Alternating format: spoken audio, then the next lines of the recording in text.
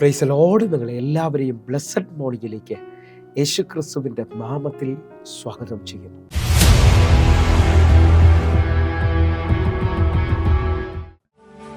യേശുവിൻകൂടുള്ള യാത്ര ആനന്ദമേ, ആത്മാവോട് ചേർന്നിരുന്നാൽ ഭയമില്ലയേ. യേശുവിൻകൂടുള്ള യാത്ര ആനന്ദമേ, ആത്മാവോട് ചേർന്നിരുന്നാൽ ഭയമില്ലയേ. അൻപീറുന്ന കൈകളാൽ അത്ഭുതമായി നടത്തിടും മാധുര്യമേറും മൊഴികളാൽ തൻ സ്നേഹം എന്നോട് പങ്കുവയ്ക്കും. ഒറ്റയ്ക്കു വിടുകയില്ല, മടുത്തു മാറുകയില്ല. ഒറ്റയ്ക്കു വിടുകയില്ല, മടുത്തു മാറുകയില്ല. അന്ത്യം വരെ ആ ചുടുമതി യേശുവിൻ്റെ കൂടെ മതി. അന്ത്യം വരെ ആ ചുടുമതി യേശുവിൻ്റെ കൂടെ മതി.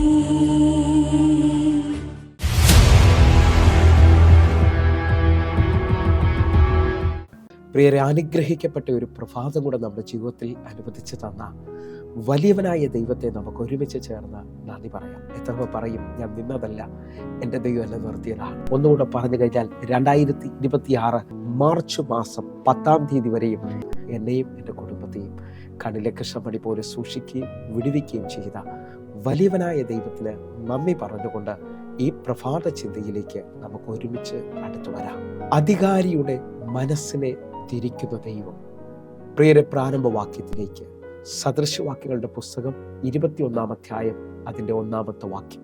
രാജാവിൻ്റെ ഹൃദയം യഹോവയുടെ കയ്യിൽ നീർത്തോട് കണക്കിൽ ഇരിക്കുന്നു, തനിക്കിഷ്ടമുള്ളിടത്തൊക്കെയും അവൻ അതിനെ തിരിക്കുന്നു. പ്രിയരെ, ഈ പ്രഭാതത്തിൽ ദൈവം നമ്മുടെ ഇടപെട്ട അനുഗ്രഹിക്കപ്പെട്ട വചനത്തിനായി നമുക്ക് ഒരുമിച്ച് ചേർന്ന് ദൈവത്തിന് നന്ദി പറയാം.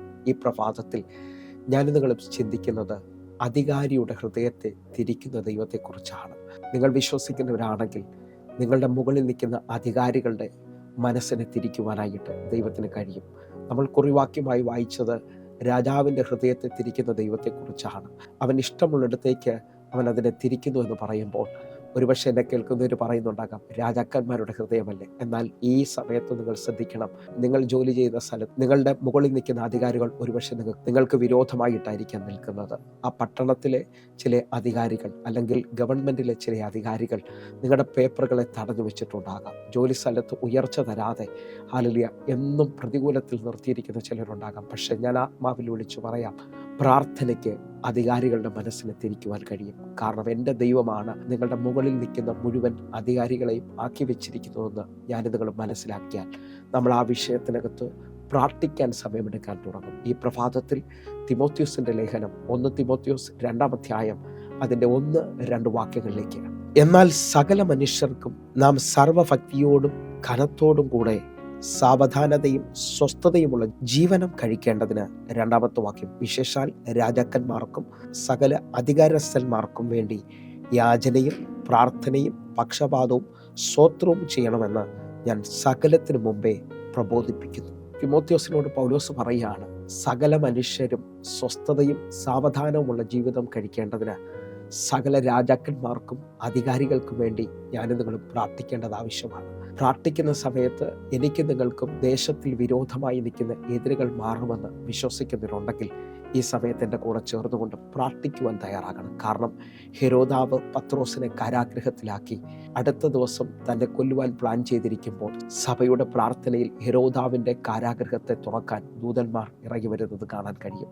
എന്നെ കേൾക്കുന്നവരുണ്ടെങ്കിൽ നിങ്ങളുടെ ജീവിതത്തിനകത്തും വഴി തുറക്കുവാൻ, നിങ്ങളുടെ ജീവിതത്തിനകത്ത് അത്ഭുതങ്ങളെ ചെയ്യുവാൻ ദൈവത്തിൻ്റെ ദൂതന്മാർക്ക് കഴിയുമെന്ന് നിങ്ങൾ വിശ്വസിക്കുന്നവരാണെങ്കിൽ നിങ്ങൾ പ്രാർത്ഥിക്കാൻ തുടങ്ങണം. എൻ്റെ ജീവിതാനുഭവം ഞാൻ നിങ്ങളോട് പറയാം. എൻ്റെ മൂത്ത മകന്, ഞാൻ ആ സമയത്ത് മറ്റൊരു രാജ്യത്തിലായിരുന്നു. ആ രാജ്യത്തിൽ ഇന്ത്യൻസിന് അത്ര പരിഗണനയില്ലാത്ത രാജ്യമാണ്. അവിടുത്തെ സ്കൂളിൽ എൻ്റെ മകനെ ചേർക്കാൻ ചെന്നപ്പോൾ അവിടുത്തെ സ്കൂളിലെ പ്രിൻസിപ്പാൾ എന്നോട് പറഞ്ഞു, ഇപ്പോൾ ഇന്ത്യൻസിൻ്റെ കോട്ട ഇല്ല, ഇവിടെ വേക്കൻസി എല്ലാം ഫുള്ളായിരിക്കുകയാണെന്ന് പറഞ്ഞു. എനിക്ക് മനസ്സിലായി പ്രാർത്ഥിച്ചാൽ ലഭിക്കുമെന്നുള്ളത്. ഞാൻ ആ രാത്രിയിൽ ചില സമയമെടുത്ത് പ്രാർത്ഥിച്ചിട്ട് അടുത്ത ദിവസം പതിവ് പോലെ വീണ്ടും എൻ്റെ മകനുമായി ഞാൻ ആ സ്കൂളിൽ ചെന്നപ്പോൾ അന്ന് കണ്ട അധികാരി തന്നെയാണ്, ആ പ്രിൻസിപ്പാൾ തന്നെയാണ്. പക്ഷെ ഞാൻ കയറി ചെല്ലുന്നത് കണ്ടപ്പോൾ തന്നെ ഓടി വന്ന് പറഞ്ഞു, നിങ്ങൾക്ക് വേണ്ടി സീറ്റുണ്ട്, വാ, നിങ്ങൾക്ക് വേണ്ടിയുള്ള കാര്യങ്ങൾ ചെയ്തു തരാമെന്ന്. കാരണം ഒരു രാത്രിയിൽ പ്രാർത്ഥിക്കുമ്പോൾ അധികാരിയുടെ ഹൃദയത്തെ ദൈവം തൊട്ടു എന്ന് ഞാൻ വിശ്വസിക്കുന്നു.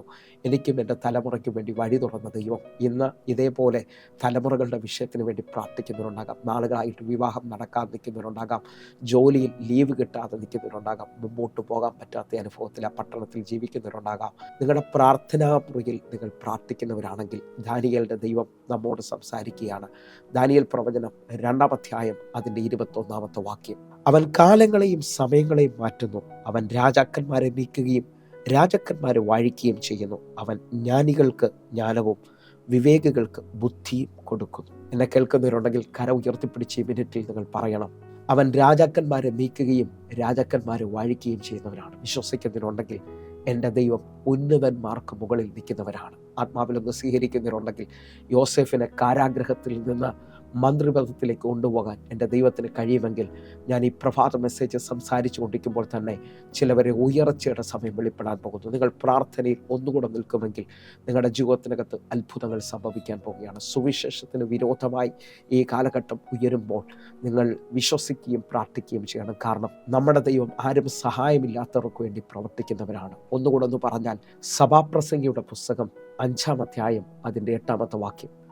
ഒരു സംസ്ഥാനത്ത് ദരിദ്രനെ പീഡിപ്പിക്കുന്നതും നീതിയും ന്യായവും എടുത്തു കളയുന്നതും കണ്ടാൽ നിങ്ങൾ വിസ്മയിച്ചു പോകരുത്. ഉന്നതനു മീതെ ഒരു ഉന്നതനും അവർക്ക് മീതെ അത്യുന്നതനും ജാഗരിക്കുന്നു. നിങ്ങൾ വിശ്വസിക്കുന്നവരാണെങ്കിൽ നമ്മുടെ കർത്താവ് ഉന്നതന് മുകളിൽ നിൽക്കുന്നവനാണ്. അവർക്ക് മീതെ അവൻ അത്യുന്നതനുമായിരിക്കുന്നത് കാണാൻ പറ്റും. നിങ്ങൾ വിശ്വസിക്കുന്നവരാണെങ്കിൽ നിങ്ങൾക്ക് ആ പട്ടണത്തിൽ നീതി ലഭിക്കുന്നില്ല, നിങ്ങളുടെ ജീവിതത്തിനകത്തൊരു ഉയർച്ച വരുന്നില്ലെങ്കിൽ നിങ്ങൾ പ്രാർത്ഥനാ മുറിയിൽ പ്രാർത്ഥിക്കാൻ തയ്യാറാകണം. കാരണം നമ്മുടെ ദൈവം ദേവന്മാർക്ക് മുകളിൽ നിൽക്കുന്നവരാണ്. നമ്മുടെ ദൈവം ഉന്നതന്മാർക്ക് മുകളിൽ നിൽക്കുന്ന അത്യുന്നതനാണ്. 97-ാം സങ്കീർത്തനം അതിൻ്റെ 9-ാമത്തെ വാക്യം കൊണ്ട് നമുക്ക് ചിന്തിക്കാം. യഹോവേ, നീ സർവ്വഭൂമിക്കും മീതെ അത്യുന്നതൻ, സകല ദേവന്മാർക്കും മീതെ ഉയർന്നവൻ തന്നെ. വിശ്വസിക്കുന്നവരുണ്ടെങ്കിൽ സർവ്വഭൂമിക്കും മീതെ അത്യുന്നതനായ ദൈവം, സകല ദേവന്മാർക്കും മുകളിൽ നിൽക്കുന്ന ഉന്നതനായ ദൈവം. വിശ്വസിക്കുന്നവരുണ്ടെങ്കിൽ എൻ്റെ കൂടെ ചേർന്ന് ഞാൻ അനേക ദൈവങ്ങളിൽ ഒരു ദൈവത്തെയല്ല വിളിക്കുന്നത്, ദൈവങ്ങളുടെ മുകളിൽ നിൽക്കുന്നവൻ, the king of king, the lord of lord. ആത്മാവിൽ സ്വീകരിക്കാൻ പറ്റുന്നെങ്കിൽ സ്വീകരിച്ചോ. എൻ്റെ ദൈവം അവനെപ്പോലെ മറ്റൊരാളില്ല. എൻ്റെ ദൈവത്തെപ്പോൾ ഉയർന്നവനായി വേറാളില്ല. അവൻ എനിക്ക് വേണ്ടി പ്രവർത്തിക്കുമെന്ന് നിങ്ങൾ വിശ്വസിക്കുന്നവരാണെങ്കിൽ ഈ സമയത്ത് നാളുകളായി ഉയർച്ചയില്ലാത്തവർ, ജോലി സ്ഥലത്തൊരു എഴുന്നേൽപ്പില്ല, ലീവ് കിട്ടുന്നില്ല, കുടുംബമായി ഒരുമിച്ച് താമസിക്കാൻ പറ്റുന്നില്ല ഒക്കെ പറയുന്നവരുണ്ടെങ്കിൽ ഈ പ്രഭാത മെസ്സേജ് നിങ്ങൾക്ക് വേണ്ടിയുള്ളതാണ്. ഞാൻ ആത്മാവിൽ വിളിച്ചു പറയാം, നെഹമ്യാവിൻ്റെ ദൈവം അധികാരികളുടെ ഹൃദയത്തെ തിരിക്കാൻ പോകുന്നു. നിങ്ങൾ എൻ്റെ കൂടെ ചേർന്നുകൊണ്ട് നെഹമ്യാവിൻ്റെ പുസ്തകം 2-ാം അധ്യായം അതിൻ്റെ 4-ാമത്തെ വാക്യവും 6-ാമത്തെ വാക്യവും നമ്മൾ ഒരുമിച്ച് ചിന്തിക്കാൻ പോകുന്നു. രാജാവ് എന്നോട് നിന്റെ അപേക്ഷ എന്തെന്ന് ചോദിച്ചു. ഉടനെ ഞാൻ സ്വർഗത്തിൽ ദൈവത്തോട് പ്രാർത്ഥിച്ചിട്ട്. നെഹമ്യാവ് യെരൂശലേമിൻ്റെ മതിലിടിഞ്ഞു കിടക്കുന്നു എന്ന് കേട്ടിട്ട് വളരെ വേദനയിലും ദുഃഖത്തിലുമായി തീർന്നു. അത് പണിയണമെന്നുള്ള വലിയ ആഗ്രഹത്തിൽ രാജാവിൻ്റെ അടുക്കിലേക്ക് വരികയാണ്, ഒരു ലീവ് ചോദിക്കുവാനായിട്ട്. ആ സമയത്ത് രാജാവ് അവനോട് ചോദിക്കുകയാണ്, നിന്റെ അപേക്ഷ എന്താണ്? ആ അപേക്ഷ എന്താണെന്ന് ചോദിക്കുമ്പോൾ സ്വർഗത്തിലെ ദൈവത്തോട് അവൻ പ്രാർത്ഥിക്കുന്നത് കാണാൻ കഴിയും. നിങ്ങൾ വിശ്വസിച്ചുകൊണ്ട്, നിങ്ങൾ പ്രാർത്ഥിച്ചുകൊണ്ട്, ഇന്നലകളിൽ നിങ്ങളുടെ ജീവിതത്തിനകത്ത് നടക്കത്തില്ലെന്ന് പറഞ്ഞ ചില വിഷയങ്ങളിൽ ഒന്നുകൂടെ ഒന്ന് പ്രാർത്ഥിക്കാൻ പറ്റുമെങ്കിൽ ഈ സമയം നിങ്ങളുടെ പ്രാർത്ഥനയുടെ മറുപടി വരാൻ പോവുകയാണ്. രാജാവിൻ്റെ ഹൃദയം തിരിക്കാൻ ദൈവത്തിന് കഴിയുമെങ്കിൽ ഇതാ നിങ്ങൾ വിശ്വസിച്ച് എസ്തേറിൻ്റെയും മൊർദെഖായിയുടെയും ദൈവം രാത്രിയിൽ രാജാവിൻ്റെ ഉറക്കം കെടുത്തിയതായി കാണുകയാണ്. നിങ്ങൾ വിശ്വസിക്കുന്നവരാണെങ്കിൽ എൻ്റെ ദൈവം നിനക്ക് വേണ്ടി ചില അധികാരികളെ തൊടും, നിനക്ക് വേണ്ടി ചില പേപ്പറുകളെ സാങ്ഷനാക്കി തീർക്കും. ഒരു വഴിയും തുറക്കുന്നില്ല എന്ന് പറയുമ്പോൾ ഭാരപ്പെടരുത്. ഈ മണിക്കൂറുകൾ പ്രാർത്ഥനയോടെ നിൽക്കാൻ തയ്യാറാകണം. നെഹമ്യാവ് പ്രാർത്ഥനയോടെ രാജാവിനോട് മറുപടി പറയാണ്. നെഹമ്യാവിൻ്റെ പുസ്തകം 2-ാം അധ്യായം അതിൻ്റെ 6-ാമത്തെ വാക്യം. അതിന് രാജാവും രാജ്ഞിയും അരികെ ഇരുന്നു. നിന്റെ യാത്രയ്ക്ക് എത്ര നാൾ വേണം? നീ എപ്പോൾ മടങ്ങി വരുമെന്ന് എന്നോട് ചോദിച്ചു. അങ്ങനെ എന്നെ അയക്കുവാൻ രാജാവിന് സമ്മതമായി. എന്നെ കേൾക്കുന്നവരുണ്ടെങ്കിൽ നെഹമ്യാവിൻ്റെ ദൈവം രാജാവിൻ്റെ ഉള്ളത്തെ തിരിച്ചതായി കാണുന്നു.